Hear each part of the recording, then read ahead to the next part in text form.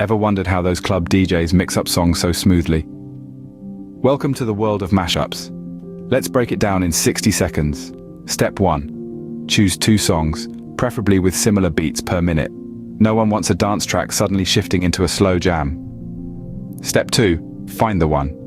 In music, the one is the first beat of a bar. Align the ones from both tracks for a seamless merge. Step 3. Blend them. Start the second song at the end of a phrase in the first song. A phrase is typically 4 to 8 bars. On Pioneer DJ equipment, you can use hot cues to mark any parts of the song. Step 4. Adjust volumes. Adjust the EQ by swapping the basses. Make sure one song doesn't overpower the other. Balance is key.